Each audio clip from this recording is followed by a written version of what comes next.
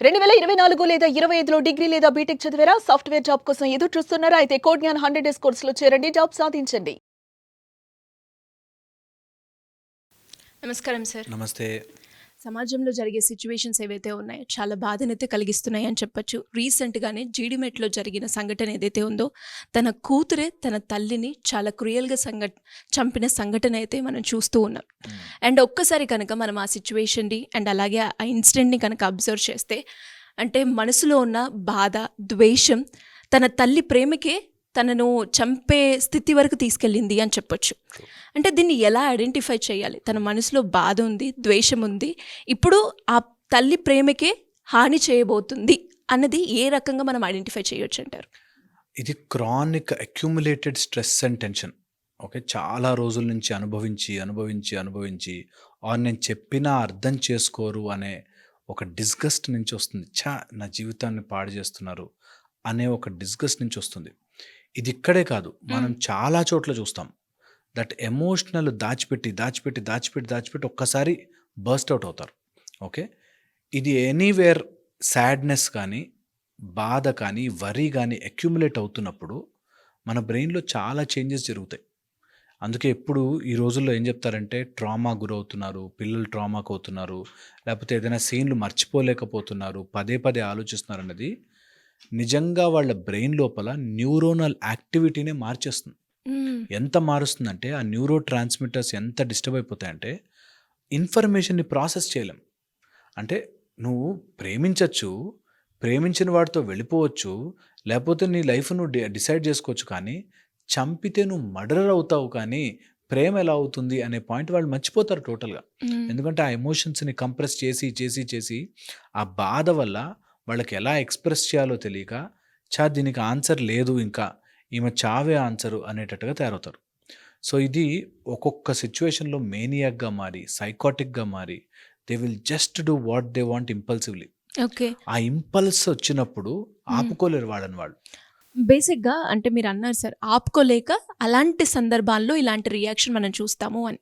కానీ ఆ ఇన్సిడెంట్ ఎప్పుడైతే అడ్డు చెప్పడమో, లేదు అంటే నాకు ద్వేషం ఉంది, లేదు అంటే నాకు చాలా కోపం వస్తుంది అని ఒక్కొక్క స్టేజ్‌లో మనం అబ్జర్వ్ చేసి లాస్ట్‌కి చంపే సిట్యుయేషన్ వరకు మనం వెళ్తాం కదా సార్.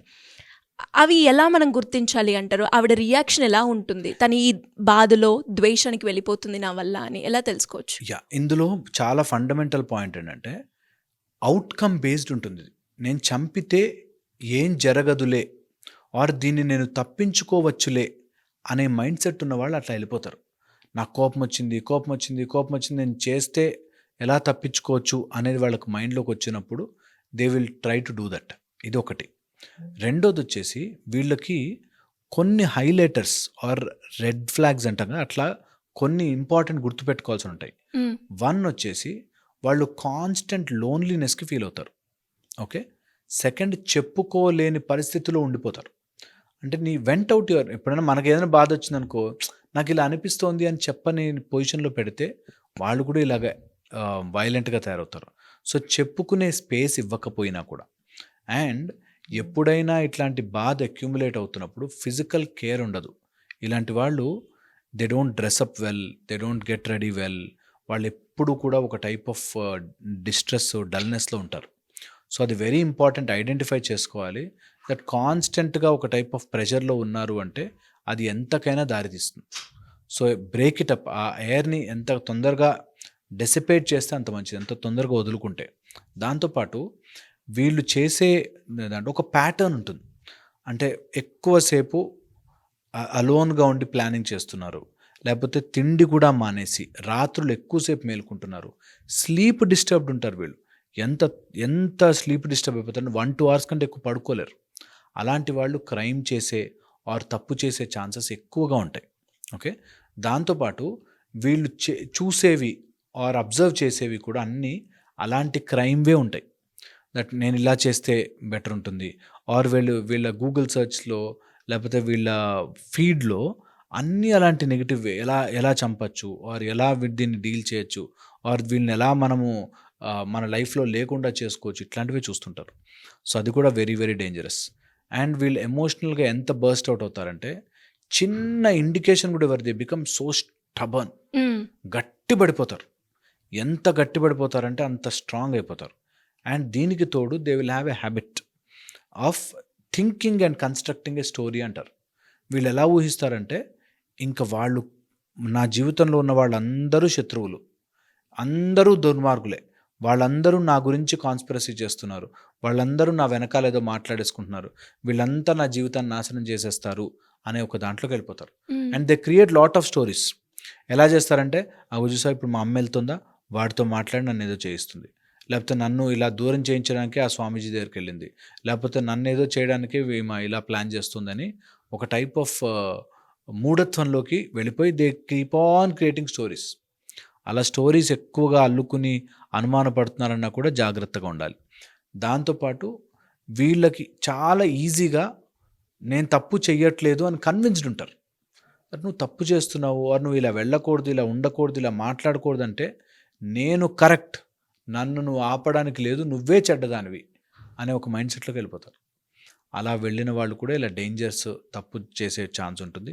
అండ్ మైండ్ బాగాలేకపోతే, constant stress, no sleep and డిజార్డర్డ్గా ఉంటే మైండ్, క్రైమ్, తప్పులు చేసే ఛాన్స్ ఎక్కువైపోతుంది.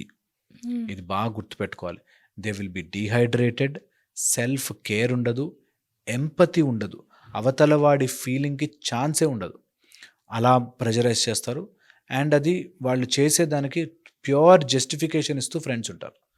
వాళ్ళ బాయ్ ఫ్రెండ్ కానీ వాళ్ళు కానీ, ఏం కాదు, తప్పు కాదు, చెయ్యి, ఏం కాదు, నేను కవర్ చేసుకొని తర్వాత నేను ఆపచ్చు, నేను దాన్ని మ్యానిపులేట్ చేస్తా, నీకెందుకు, మనం ఇట్లా చేయొచ్చు అని చెప్పి వాళ్ళు సపోర్ట్ చేసే వాళ్ళు కూడా ఉంటారు. సో అందుకని ఒక ఇలాంటి కండిషన్లో వెళ్తున్న వాళ్ళ మీద ఒక కన్నేసి ఉంచాలి. We should really be too మచ్గా ప్రెజరైజ్ ఎవరి మీద చేయకుండా, కొన్ని సందర్భాల్లో we should take it easy, relax and ఎవరి లైఫ్ వాళ్ళది బ్రతకనివ్వాలి. అది తల్లిదండ్రులన్నా కావచ్చు, ఫ్రెండ్స్ అన్నా కావచ్చు, బాయ్ ఫ్రెండ్ గర్ల్ ఫ్రెండ్ అన్నా కావచ్చు. టూ మచ్ ప్రెషర్ దేనికి మంచిది కాదు. They will end up in a crime.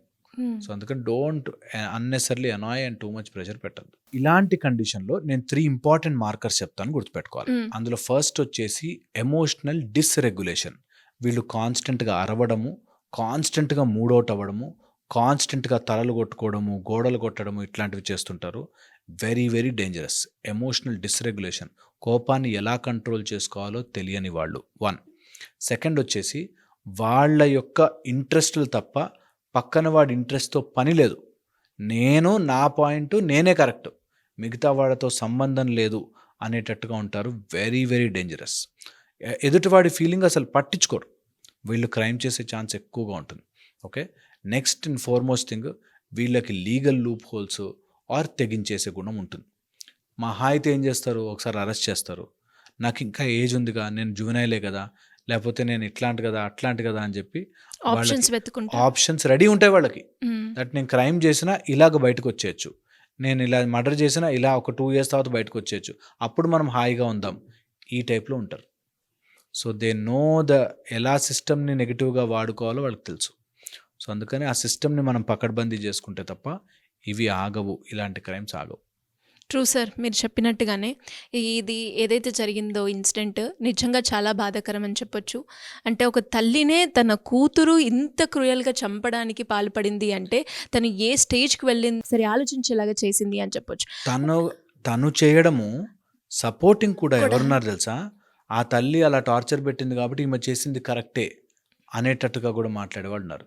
నేను ఇక్కడ ఎప్పుడు చెప్తాను అనమాట, ఎంత చేసినా మర్డర్ చేయకూడదు, ఎవరిని చంపకూడదు, ఎవరి లైఫ్ని తీసుకునే హక్కు లేదు, ఎవరిని టార్చర్ పెట్టే హక్కు మనకు లేదు. సో ఆ లిమిట్, ఆ ఎమోషనల్ని బ్యాలెన్స్ చేసుకోవడం అందరికి రావాలి. సార్ ఇది ట్రామా అనొచ్చా? అబ్సల్యూట్లీ ట్రామా నుంచి, స్ట్రెస్ నుంచి వచ్చిన రెస్పాన్సే ఇదంతా. కానీ ఆ ట్రామాకి వాళ్ళు గురవుతున్నానని, ఎవరినైనా ప్రేమించేశాను, నాకు వీడే కావాలి, నాకు ఇది లేకపోతే బతకలేను అనే అంత ఎమోషనల్ సర్జ్లోకి వెళ్ళిపోకూడదు. అట్స్ ఓకే, కొన్నిసార్లు జరగవు, కొన్నిసార్లు అవ్వవు, దాన్ని ఎట్లా మంచిగా మెల్లగా దారిలోకి తెచ్చుకోవాలని ఉండాలి. లేదంటే there is legal method for it. లీగల్గా you have rights, you have conditions, you have methods to proceed. True sir. అంటే ఇంకొకటి కూడా మనము పిల్లలు ఎలా ప్రవర్తిస్తే దాని ప్రభావం తల్లిదండ్రులది కూడా ఉంటుంది అని చెప్పొచ్చు. ఉంటుంది అబ్సల్యూట్లీ. మరి చాలా సిచ్యువేషన్లో ఈ మధ్య కాలంలో మనం చూస్తే ఎక్కువగా వైలెంట్ పరంగానే ఇటు పేరెంట్స్ అయినా పిల్లలైనా రిలేషన్షిప్లో అయినా మనం ఎక్కువగా చూస్తున్నాం. ఎక్కడ మార్పు వస్తే బాగుంటుంది, ఎలా చేంజ్ చేయవచ్చు అంటారు? అంటే యాజ్ ఎ సైకాలజిస్ట్గా అండ్ స్కూల్లో టీచర్స్గా అండ్ పేరెంట్స్ బాధ్యత ప్రతి ఆ స్టూడెంట్స్ అండ్ భవిష్యత్తులో వాళ్ళ కెరియర్ పరంగా కూడా చాలా ఇంపాక్ట్ క్రియేట్ అవుతుంది. కాబట్టి ఎక్కడ మనం స్టెప్ తీసుకోవాల్సిన అవసరం ఉందంటారు? చాలా మంచి ప్రశ్న. ఈ మొత్తము ఇది కనుక కరెక్ట్గా అప్లై చేస్తే బాగుంటుంది. వన్, ఫ్యామిలీ లెవెల్లో రావాలి. దట్ మదర్, ఫాదర్, అన్న, సిస్టర్, చెల్లి, తమ్ముడు వీళ్ళు ఒక హ్యాపీ ఎన్వైర్న్మెంట్ని మెయింటైన్ చెయ్యాలి. వన్. సెకండ్ వచ్చేసి సొసైటల్ లెవెల్లో పక్కన వాడి లైఫ్లో ఇన్వాల్వ్ కాకుండా, ఎవ్వరూ వేరే కుటుంబం మీద ప్రెషర్ పెట్టకుండా ఎవడి బ్రతుకు వాడు బ్రతకనివ్వాలి. సోషల్ ప్రెషర్స్ వల్ల చాలా క్రైమ్స్ జరుగుతాయి.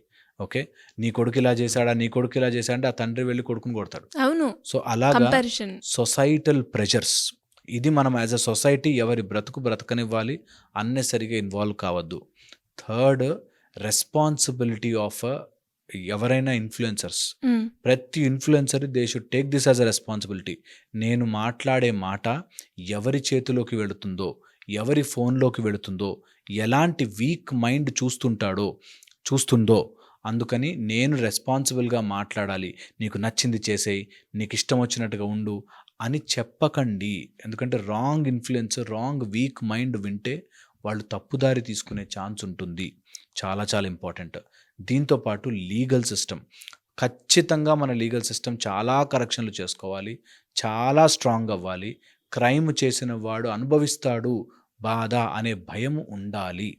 లేకపోతే లీగల్ సిస్టమ్ మారనని రోజులు మనం ఇలాగే ఉంటాం. Okay. And fourth, political system రావాలి. ఈ పొలిటికల్ సిస్టంలో రెండు, డబ్బు, పవర్, ఈ రెండు కూడా రైట్ పీపుల్ చేతిలో ఉండాలి. ఎందుకు చెప్తున్నానంటే, నేను ఈ మధ్య క్రైమ్ చూసిన చాలా వాటిల్లో నాకు వాడు తెలుసు, నాకు ఆయన తెలుసు, నా దగ్గర ఇంత డబ్బు ఉంది, నా దగ్గర డబ్బు ఉంది కాబట్టి ఏదైనా మ్యానిపులేట్ చేయగలను దాంట్లో. సో ఈ 5 లేయర్స్లోనూ కంపల్సరీగా మార్పు రావాలి. దీన్నన్నిటినీ మీడియాగా మనం ఏదో సెన్సేషనలైజ్ చేసి వదలకుండా దాని సొల్యూషన్ వైపుగా వెళ్ళాలి. ఏదో ఒక రోజు సొల్యూషన్ రావాలి. ఇది మళ్ళీ మళ్ళీ జరగకూడదు, ఒక నిండు ప్రాణం పోకూడదు. ఏదైనా కానీ వాళ్ళకి సమస్య ఉంటే చెప్పుకునేటట్టుగా ఒక వ్యవస్థను మనం తయారు చేయకపోతే మళ్ళీ మనం యానిమల్ లైఫ్లోకి వెళ్ళిపోయినట్టే. నాకు ఆకలేసింది, నేను పడి తినేసాను, జంతువు మీద పడి తినేసాను, నా కోపం వచ్చింది చంపేశాను అనే దాంట్లో ఉండకూడదు. మనం వెనక్కి వెళ్ళకూడదు, ముందుకు వెళ్ళాలి. సో ఒక మంచి సిస్టమ్ తయారు చేసుకోవాలి.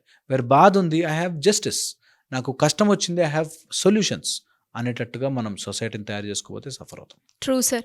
అండ్ ఈ క్వశ్చన్ కూడా రావడానికి రీజన్ ఏంటి అంటే, ఇప్పుడు మనం చూస్తుంటే అటు రిలేషన్షిప్లో ఇలానే ఉంది, పేరెంట్స్ పిల్లల మధ్య ఇలానే ఉంది. అసలు అంత చిన్న వయసులో తన తల్లినే తను చంపాలి అని అనుకుంది అంటే, పెద్దగా అయినాక తన వల్ల సొసైటీకి ఏ రకంగా మనకి భరోసా ఇస్తాము అన్న నమ్మకం మనకి ఎలా ఉంటుంది? అండ్ అలాంటిది ఇప్పుడు ఏదో ఇది ఒకటి జరిగింది అని కాదు, మనం చూస్తే ఇలాంటి ఇన్సిడెంట్ బయటికి రానివి ఇంకెన్నో ఉన్నాయి. అండ్ మీరు అన్నట్టుగానే మార్పు అనేది అట్లీస్ట్ కోర్టు లేదు అంటే పోలీస్ డిపార్ట్మెంటో అట్లీస్ట్ మన నుంచైనా యాజ్ ఎ పేరెంట్స్గా పిల్లల నుంచే మనకి నెక్స్ట్ జనరేషన్ అంతా కంటిన్యూ అవుతుంది. కాబట్టి ఖచ్చితంగా ఇటు పేరెంట్స్, పిల్లలు ప్రతి ఒక్కరు కూడా దీన్ని ఒక రకంగా తీసుకొని ముందుకెళ్ళి కొంచెం కాకపోయినా కొంచెమన్నా సమాజంలో మార్పు వచ్చి ఇలాంటి సంఘటనలు జరగకుండా ఉండాలని మనస్ఫూర్తిగా కోరుకుంటున్నాం.